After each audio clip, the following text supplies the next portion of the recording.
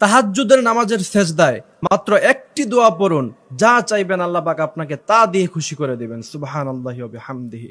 ছোট্ট একটি আমল আমি যদি আপনাদেরকে বলে দেই, আমলটি করা একদম সহজ, আপনাকে অনেক বেশি আমল করতে হবে না। আল্লাহ রাসূল সাল্লাল্লাহু আলাইহি ওয়াসাল্লাম বলছেন, আখলিস দীনাকা ইয়াকফিকাল আমালুল কলিল। অল্প আমল করবা, সেটা যদি ইখলাসের সাথে হয়, সেটার নিয়ত যদি তোমার ভালো থাকে, তাহলে সেটাতেই তোমার জন্য যথেষ্ট হয়ে যাবে। সুবহানাল্লাহি ওয়া বিহামদিহি। আমার ভাইয়ারা, আপনি একটু খালি খেয়াল করেন, আমি আপনাকে বুঝিয়ে বলছি কথাগুলি। আপনি দেখেন, 5 ওয়াক্ত নামাজের সময় মুয়াজ্জিন সাহেব হাইয়া আলাস সালাহ হাইয়া আলাল ফালাহ বলে মানুষকে নামাজের দিকে আহ্বান করে। আর তাহাজ্জুদের সময় হলো এমন একটি নামাজ, যেই নামাজের জন্য আল্লাহ সুবহানাহু ওয়া তাআলা নিজেই আহ্বান করতে থাকে। সুবহানাল্লাহি ওয়া বিহামদিহি। বিশ্বনবী বলছেন, হাদিসের বর্ণনার মধ্যে এসেছে, আল্লাহ পাক সপ্তম আসমানে আসেন এবং আসার পরে তিনি দুনিয়ার বান্দাদের প্রতি লক্ষ্য করে তিনি বলেন, কার বাড়ি নাই আমার কাছে